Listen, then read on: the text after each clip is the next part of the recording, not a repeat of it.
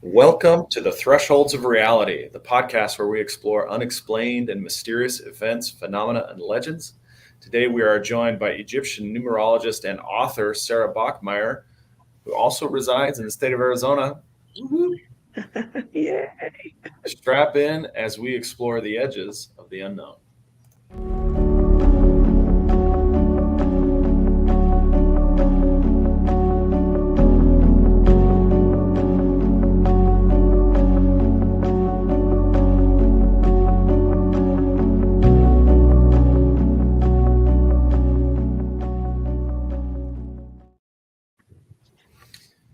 All right. Sara, thank you so much for joining us today.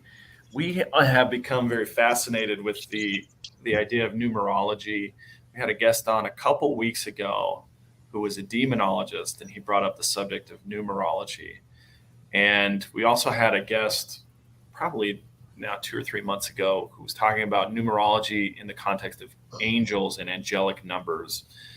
And so it kind of started our curiosity about numerology, and come to find out it's a very old tradition. And it actually has arisen in multiple cultures and has been passed down through the ages and modified over time.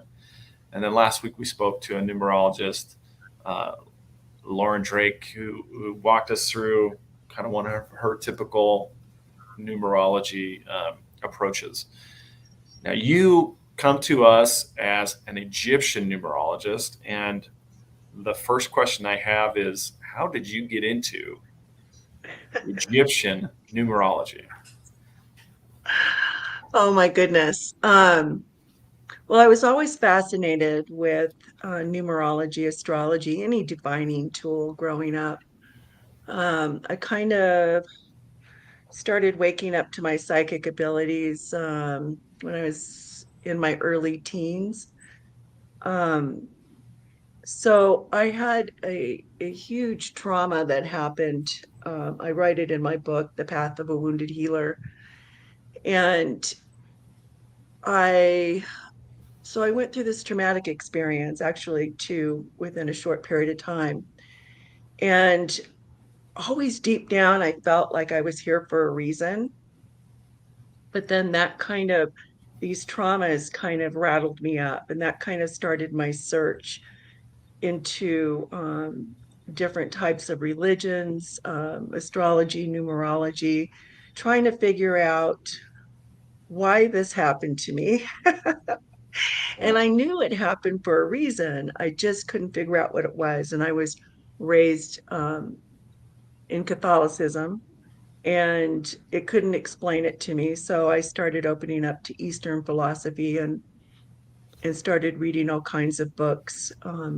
That's when you checked them out at the library because we didn't have internet.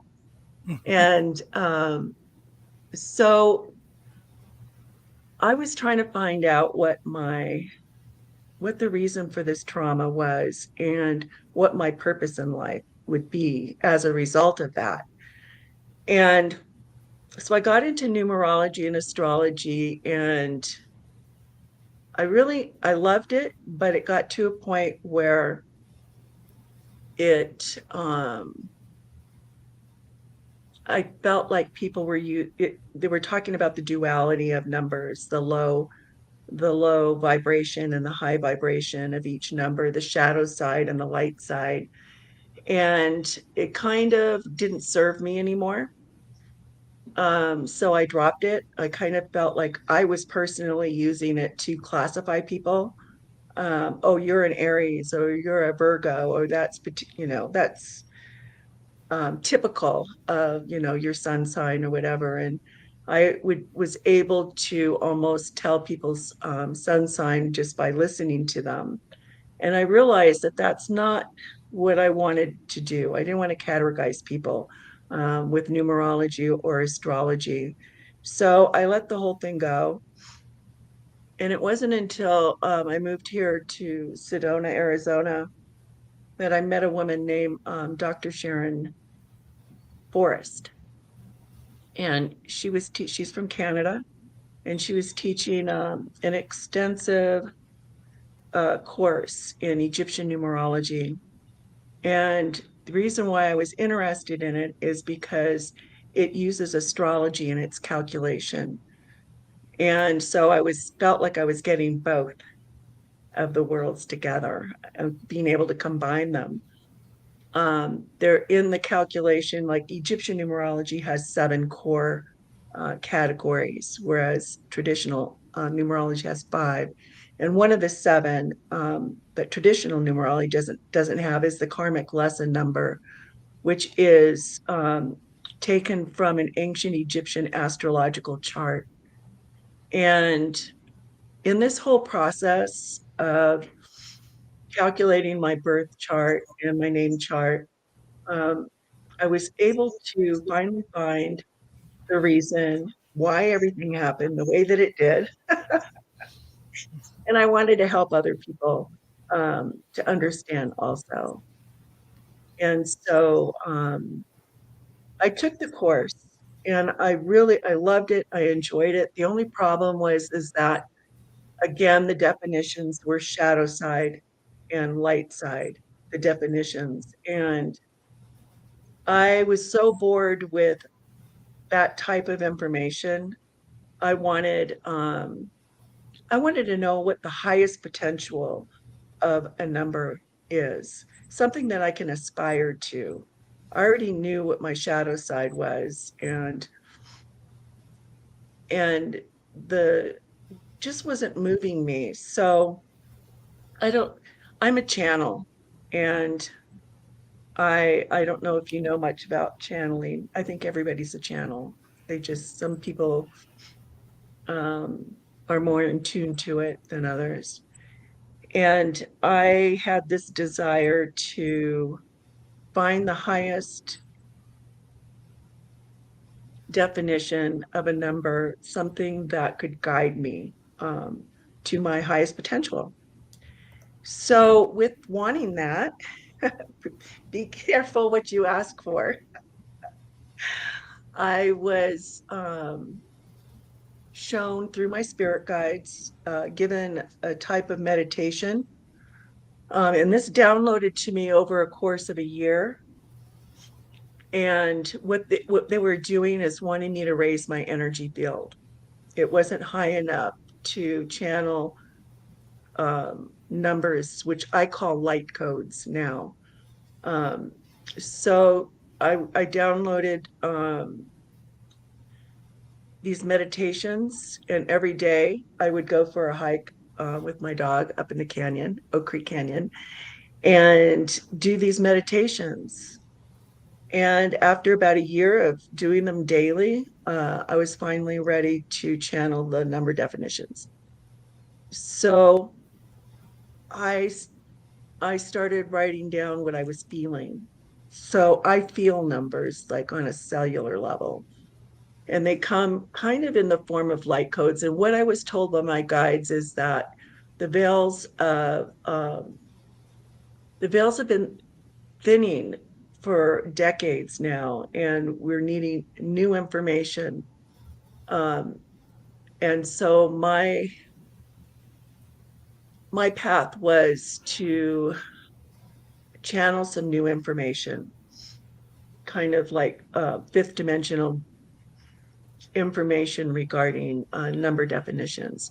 And so I don't deal with the shadow side of numbers. I only deal with the highest potential of the numbers. And that's kind of what's different um, between traditional and Egyptian numerology, besides the karmic lesson number. Um, so I started downloading all this information, and I was going to start teaching Egyptian numerology in classes. And so I put it in a book, Egyptian Numerology Emergence into the Fifth Dimension, which also has the meditations that I downloaded from my spirit guides to help people raise their energy. The higher your energy, the greater the possibility becomes for the number. Does that make sense? There's a few Yeah, things there I want to break apart, but yeah. yeah, it makes sense. There, oftentimes when we've been dealing with a certain subject for a long time. I know in my professional life, I do this from time to time where I'll just spout off terms that may mean something to me, but not necessarily to anybody else. So I would start with the first question is spirit guides. Let's talk about what you mean by a spirit guide. Absolutely.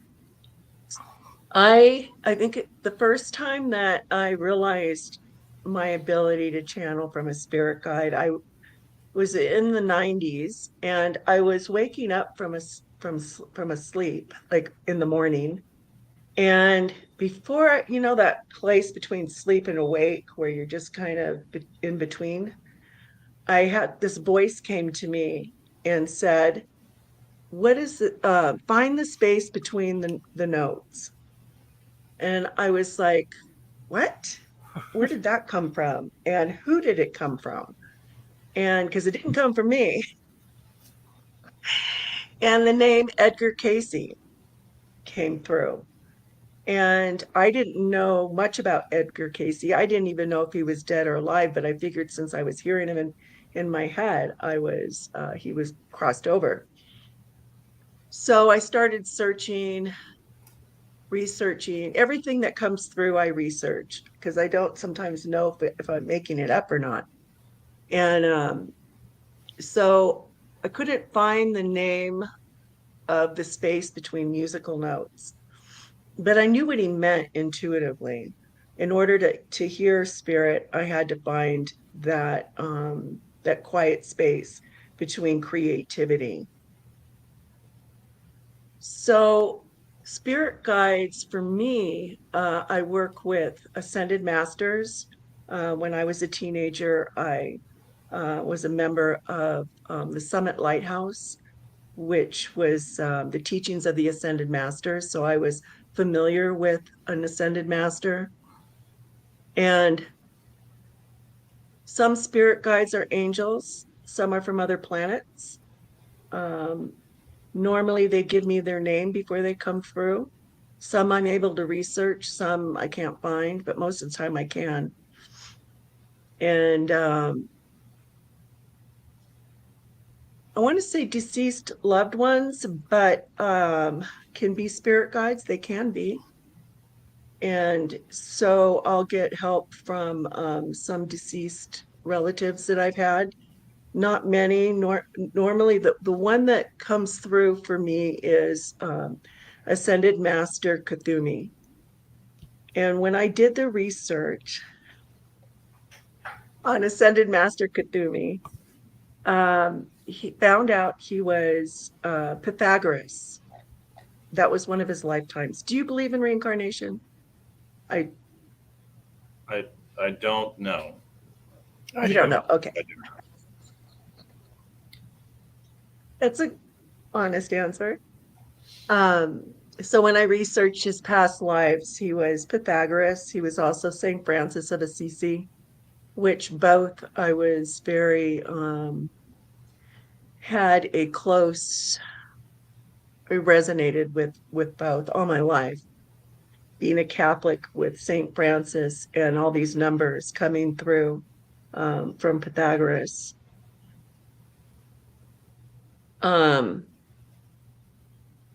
I don't know if Edgar Casey is an ascended master.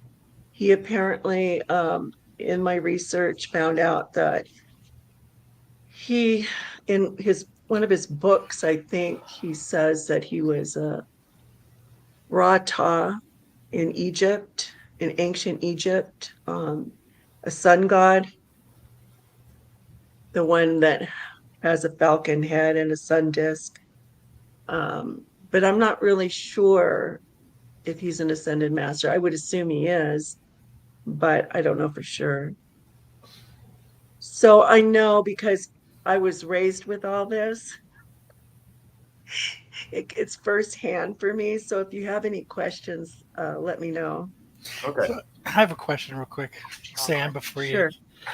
So you were talking about that space and time before awake and falling asleep and hearing. So that you say that, it's funny because I hear like three when I'm in that space. I hear like three different voices talking, but I've never heard like names, and I can't ever remember like anything that's said. Is there any tips or tricks to be able to hone into that, to be able to actually like remember, Yeah, hear? the first thing that came to my mind when you said you heard like maybe three voices talking, that you might be a medium. I just thought I was crazy. No, no, not at all. I mean, it's hard. I've been watching the show The Medium with Patricia Arquette, and she starts working with the district attorney, and he wants to know how she knows all this, and she's like, I can't explain it. I just know. Um, but hearing different voices, it could be a spirit guide, but it's also part of a mediumship. So the way to do that is to ask for a name, to identify themselves. And within a reasonable amount of time, a name will come through. It'll probably be when you least expect it. Um, it won't necessarily have to be during that time between awake and asleep when you get the name. And research it, Yeah. the name, because normally if they give you a name, and I've had this happen where I've Googled it and I found a name and the information that I was looking for, and then couldn't find that page again. It was just gone. Um, but most of the time, it's verifiable information So, like, do you mean like out loud or like mentally? in your Like, head, yeah, okay. in your mind, Because I in guess I your would wake mind. myself up out of that Well, middle state. right. You can just, ask for a name, or before you go to sleep at night, ask for a name. And then that name will probably come between the awake and the sleep time if you consciously ask for a name. But you may just be a medium. Does that ever occur to you? Mm-mm. It's actually been mentioned a few times on this podcast Yeah. before.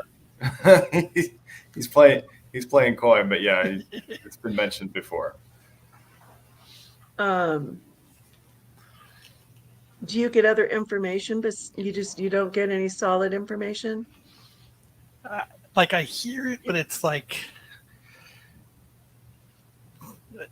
like I don't retain it, and I've always been like I'm not sure what it is. I'm not sure. I never sure it was my own brain or if it was actually like I never was sure what it was. So I never wanted to actually say anything to anybody because when you talk about certain things, people are like, you know, I know, I know. Saying that I'm a channel is really risky. I because it's something you can't really verify. It's a psychic gift, and being a psychic, it's hard to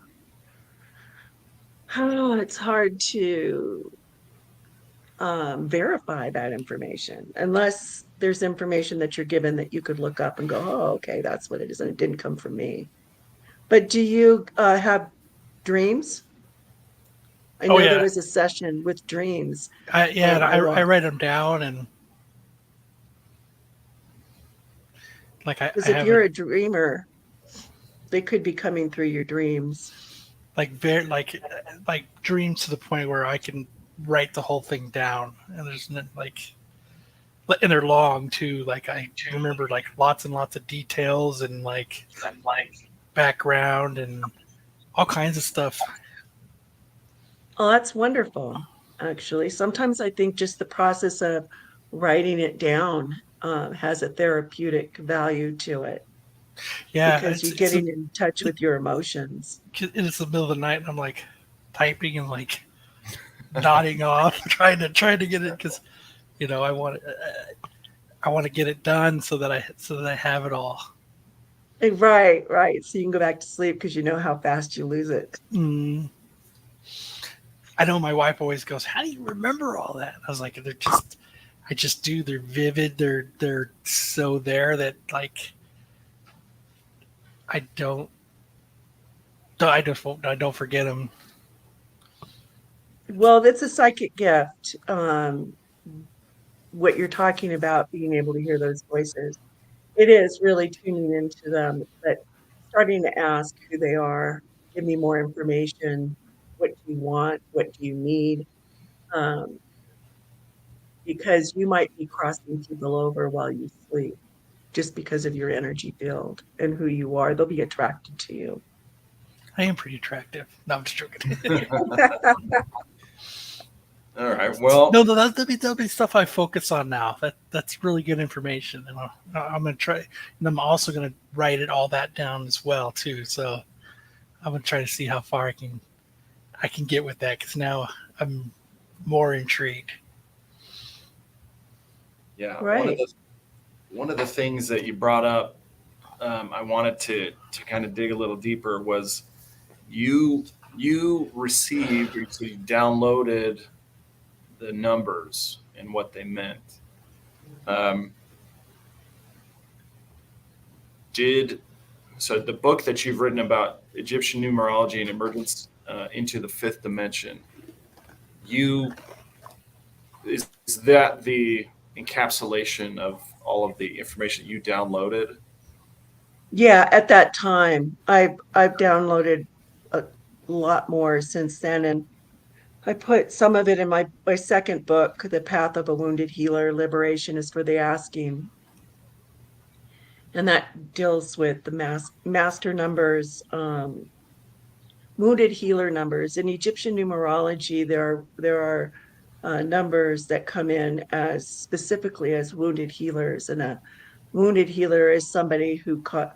Okay, so Egyptian numerology helps people with their personal ascension, and is under the premise that before you're born, you, with your spirit guides, karmic guides, higher self, and your angels, you make a contract of what you're going to fulfill in this lifetime. So when I do a chart, I call it your soul life agreement.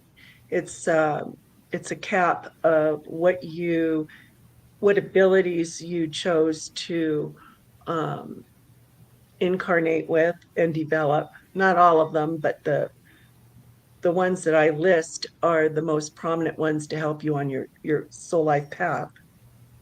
And then your soul life path, and then your karmic lesson number, and then your soul life purpose, which in traditional numerology, they use the same number for your karmic lesson and your life purpose as your life path. In Egyptian numerology, they're three different numbers. Um, your life path we get almost the same way as traditional numerology.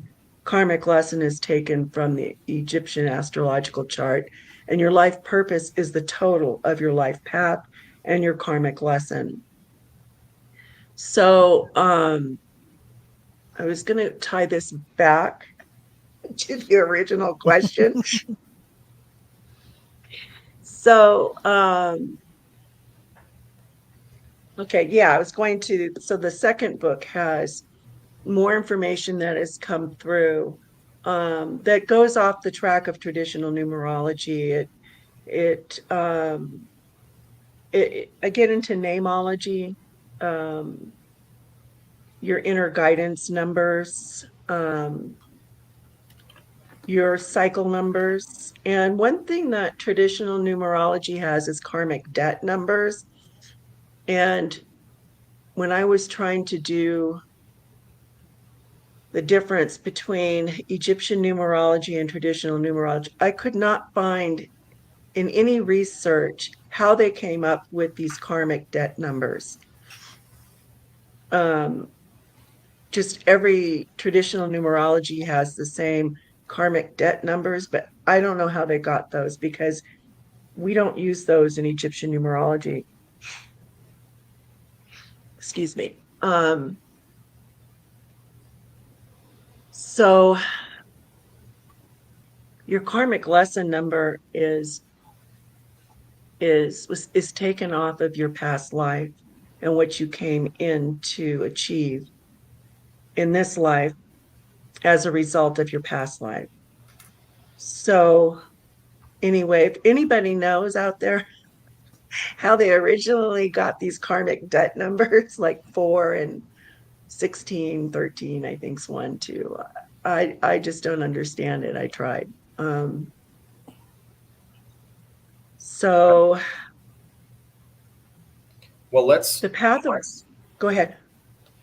Um, so, not to cut you short, I'm sorry about that. But how many different dimensions of the Egyptian numerology are there? In other words, how many numbers do you come up with to kind of define a person's trajectory? Well, we do use the basic 9, although I do have a chapter on the 12 initiations, numeric initiations.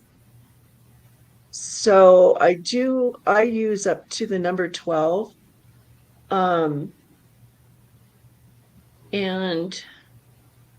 basically it's the 9. And then Egyptian numerology works with all master numbers. Most traditional numerologists only go up to 33.6. Some do go up to 44.8. In my book, I go up to 99.9. So I know that you had like an 88.7, Yeah. 88.16.7 in your name chart. Right. So, but the number 6, the number 9, and all master numbers are wounded healers, come in as wounded healers. And that's where I left off. So a wounded healer is someone who specifically contracts to go through challenges in this lifetime in order to overcome them and help other people. Everybody goes through challenges. Every number on the planet Earth. But these specific numbers are wounded healer numbers. They're people that specifically contracted to go through to attract certain people, circumstances, events that brings on a challenge, a hardship, sometimes health, a disturbing childhood, in order to work through that and come out the other side and help other people in that specific area that they were challenged. So if they were abused when they were children, they would heal themselves, and then their life purpose and path is to help other people who were abused to come through the other side. Does that make sense? Mm-hmm. So that's the notion of a wounded healer, and I guess what we would like to do at this point is kind of go through the definitions of the different numbers, the different dimensions. I call them dimensions because when you look at like a character chart, there's often like a different dimension for each value, and I'm looking at your chart reading intro on your website, and it looks like there's about 11 different numbers: soul urge number, soul life path number. And I wanted to get a sense from you about what each of those numbers is, how they are obtained. Okay, good question. So when you're talking about dimensions, you're talking about like categories? Yeah, that's a good way to phrase it. Okay, that's fun. I love talking about this. So if I get you lost, stop me. So, and that's another difference between traditional numerology and Egyptian numerology is we use a lot of the times the same terms, but in different categories to make it more confusing for you. So your day of birth is your soul urge number. And that tells us your abilities and talents that you chose to come into this lifetime. Usually they're gifts, talents, and abilities that you've already mastered in previous lifetimes, but that because you've mastered them before, you're calling on them again in this lifetime to develop them further and to help you on your life path. So let me see. So Kyle, you have the number 4. And no why. So the gifts, abilities, and talents for the number 4 on your soul urge number. Let me see what I got here.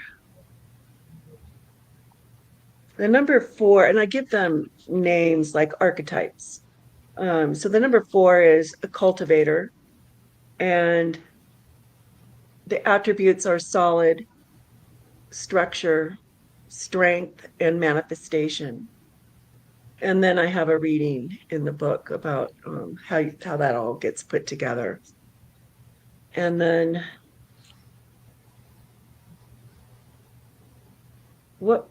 Sam, what was your day of birth? This is the 7th. 7th. That's right. I remember that. And you're the mystic. The attributes and gifts that you came in with are higher wisdom, being a channel, intelligence, and creativity. I like the sound of So that. that's your soul, or those are the basic attributes. And they'll always be with you if you choose to develop them or not. It's up to you. But if you do choose to develop them, they'll help you navigate your life path. And so the next one I use is your life path number. And that's the direction that you chose to journey in this lifetime. I call it the resonant frequency because it has a vibration, and it's what the universe uses that particular vibration to attract to you people, places, things, circumstances, and events to help you along your path. And that's all based on your life path number, that resonance frequency. And in my book, Egyptian Numerology, Emergence into the Fifth Dimension, I mention all kinds of elements that resonate to the numbers. Sound, color, planets, the direction, element of the earth. So, because it's a real living energy, real living vibration. And then it's also part of the meditations that are listed in the book to help you raise your energy field. The next one is your karmic lesson number, and that's taken off of the Egyptian astrological chart. And that's pre-categorized by your day and month of birth. And there's a specific vibration number, which I call a karmic lesson number. And your karmic lesson number is, as I mentioned before, is carried over from your previous life, what you chose to, which challenge you chose to overcome, or which challenge you might be up against in this lifetime that you're meant to overcome and learn. And then when I add the path and the karmic lesson number, I get your soul life purpose number. And your soul life purpose is what you came here to do. So your life path is the direction that you chose to journey on. And your purpose is what you were meant to do in this lifetime. And then when we get into your name, that's all your birth chart, your birthday. And then your birth name is a lot like traditional numerology, except for the terminology is a little different. The vowels off of your birth certificate name are called your heart's desire. And the vowels are real special. I in my courses, I teach the nature spirit guides that are associated with the vowels in your name, and also the archangels. Ooh, The vowels, pardon me? I said, ooh, I like the I know, archangel part. That's cool. I know. And the element of the earth that your vowels resonate with. So your vowels are really important, and your heart's desire is the best way I can describe it. It's kind of a accumulation of your birth chart, your path, what you really desire to do in this lifetime, you keep in your heart body. And in order to access it, you have to take down any walls around your heart and be real open to vibrate with that energy. And that's the vowels in your name. So is it And all of them, first, middle, and last? yes. And in my book, my second book, I do a name chart. I break down the first name is your social name. Your middle name is your spiritual name. And your last name is your hereditary name because it's handed down from generation to generation. So I break that down into three, or in the numerology, you can also use them all together. I know this is confusing. There's just so much to it. Um, and then the next one is your personality, which is the consonants in your birth name. And that's how you would like the outside world to view you in order to do what you came here to do. So if you were the number 3, you would be seen as very open, having a lot of charisma, um, self-expressive, using words. You'd come across that way. So it's how the outside world views you, and the heart's desire is how you are inside your heart, and really keep it in your heart because you don't want anybody else to touch it and contaminate it. Yeah. So you said And first name was what again? Middle is your name was, social, and then middle your name. first name is your social name. Mhm. Your middle name is your spiritual name.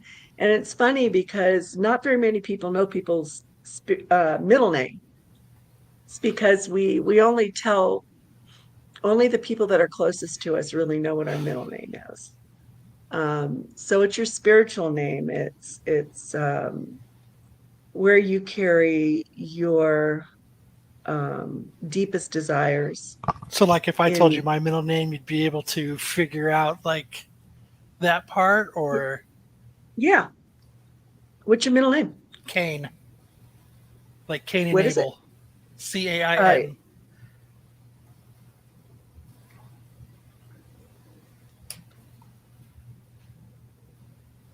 Uh, oh, wow. Yours is the same as your life path, the number 9. Oh, And that's not uncommon to have that type of a synchronicity going on. that's awesome. Um, and then the last one is your destiny, which I think traditional numerology calls it your expression number, but it's your destiny, and that's the total of your vowels and consonants in your birth name. And then your destiny kind of starts revving up around the age 36 and up. Before the age of 36, you're really dealing with your soul urge, which is developing your gifts, abilities, and talents. And then hopefully around 36, 38, wherever you are with that process, your destiny vibration kicks in. So nine's a pretty cool one, actually. That's a good one to The number have. 9? Yeah. Yeah, it is. And to have it as your life path makes it double intense. Well, the number 9 in Egyptian numerology, I work with archetypes, and it's the druid. And the number 6, I think, is the lighthouse.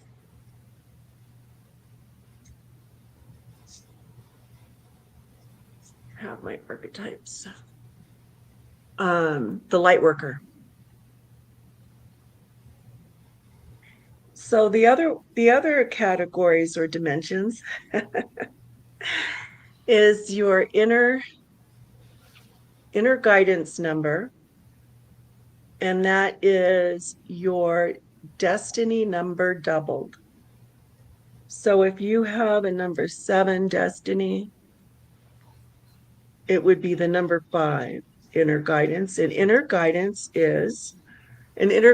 number is the vibration of your spirit guides. It's the vibration that you receive guidance from the higher realms. And depending on the number, it can kind of give you an idea of what type of spirit guide is working with you.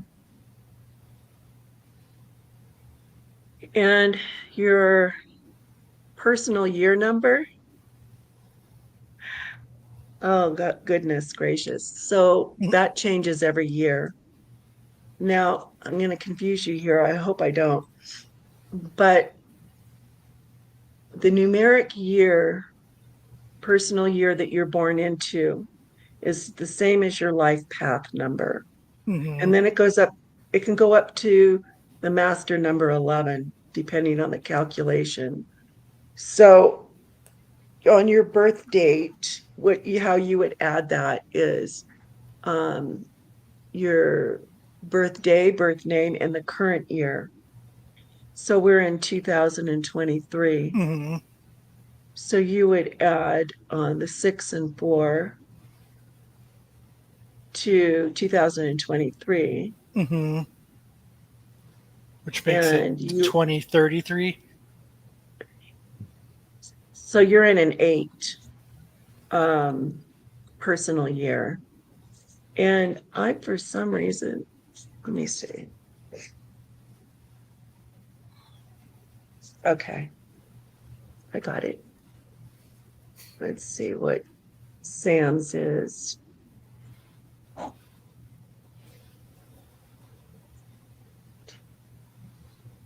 Oh, that's a pretty good one too. He's in an 8. He's in an 8 also, isn't he? Did you add that up? Okay, just this. How are we adding that up? It's my birthday. Your birth month, and the your current year. birthday, and the current year. So 2023. So you guys are having the same personal year every year. Yeah, 8.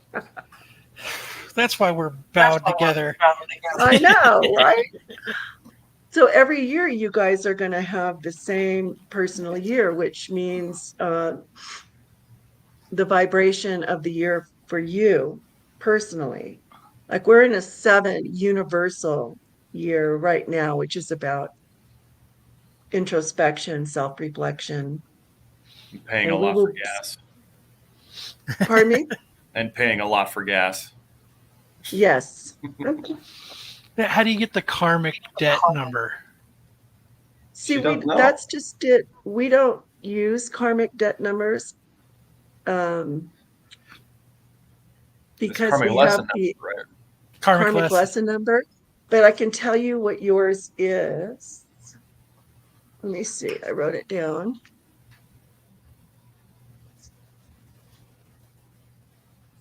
Okay. I wrote it down and I can't find it. So let me look at it. So you're June 4th. You're a 4, a number 4 karmic lesson. Ooh. And Sam, it has a number 2. Number 4 karmic lesson it's about health, it's about family, and on a higher vibration, it's about learning to work with the elements of the earth, being a healer. It's a healer number. In traditional numerology, it's a bad luck number, but Sounds I right. think that it's a cursed number, but I think that curses Right are on. put on numbers to keep people away from the truth. Like 666, Mm. karmic lesson number 4. To me, it's the healer. It's a healer number using the elements of the earth. Does that make sense to you? Using the elements of the earth in order Mhm. to help heal you, your physical, mental, emotional, spiritual body. Kyle, And the number 2 is primarily about balance, but also relationships. so that's It's me. about absolving judgment, from a judgment about yourself and about others. And about integrating your masculine and feminine nature. Well, I do have a lot of kids. You do have a lot of kids? Yeah. So we've How- integrated the masculine and feminine many times. How many children do you have? 7. Oh my goodness, that's wonderful. And you're still alive. I bet you Barely do. How nothing. many boys? How many girls? 4 girls and 3 boys, and they're all shuffled perfectly together.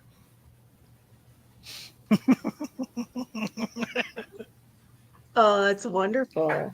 You don't see too many people with more than 2 children these days.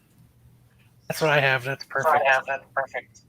So to get your life purpose, you would add your karmic lesson. Kyle would, well, you're still going to have the number 4 because you have the number 9 life path. So you Mhm. doubled that up. You really wanted to learn the lessons of the number 4 whenever I see 2 numbers side by side. So your karmic lesson is also your life purpose. And the number 9 does come in as a wounded healer. And so does Sam's life path number 6. Well, actually, we don't know if I have you down as a number 3. It's a 3. I'm terrible at math. I do apologize. No, you're not. Terrible at adding numbers. I'm good at math as like a concept, but when it comes to like adding numbers, I need a calculator. Oh, right. The number 3 is pretty much the number of the angels. I mean, it's Aw. the archetype is the messenger for the number 3. Okay. And also being a channel. So you are a channel. Do you know that you're a channel? I find that surprising. Most people call them a closed circuit. I've been called a closed circuit.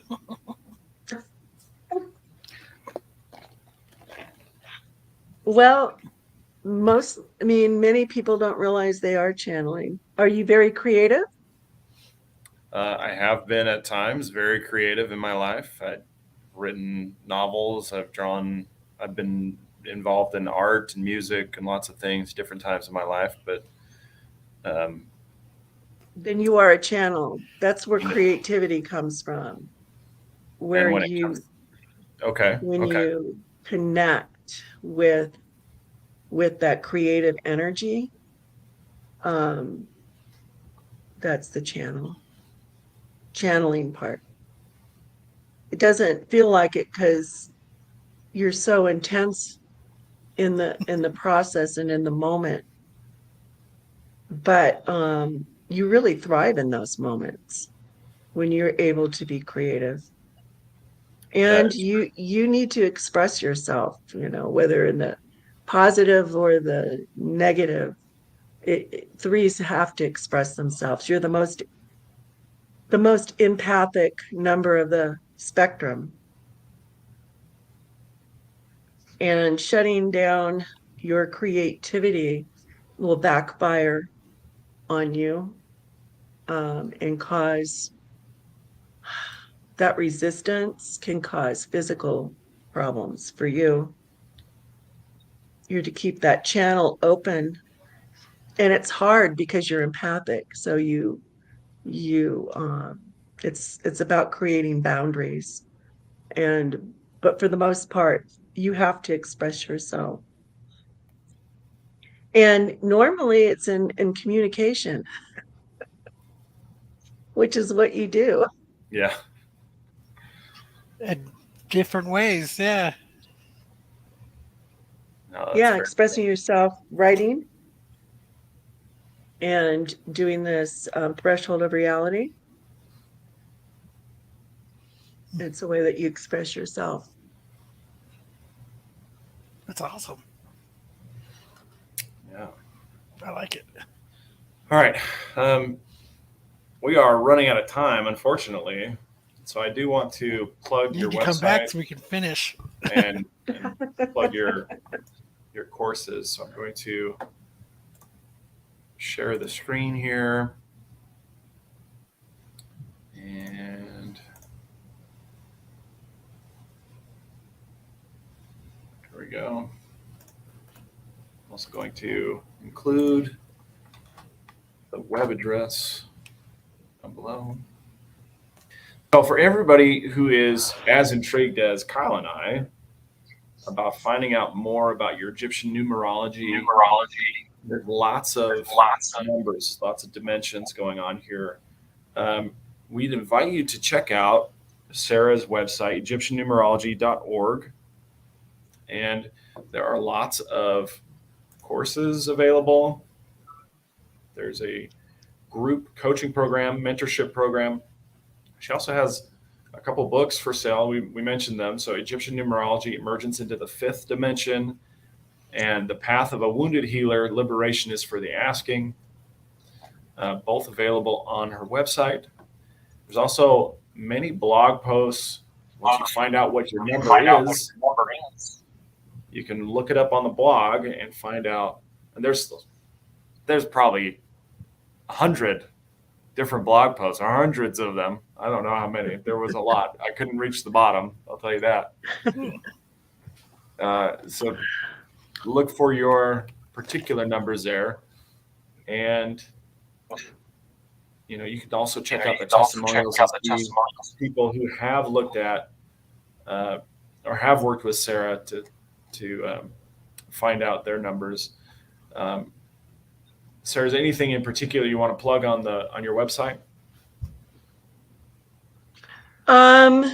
No, really, just the courses are new. Come with a presentation and an ebook. And there's 3 presentations to start with, and that goes with your soul urge, your achievement number, and your quintessence code, which is your time of birth, which we didn't even talk about. All right. Very good. So make sure that you're checking out the egyptiannumerology.org, and make sure that you like, comment, and subscribe to the video. We will continue to bring you fascinating content like this and put you in contact with these experts in their fields.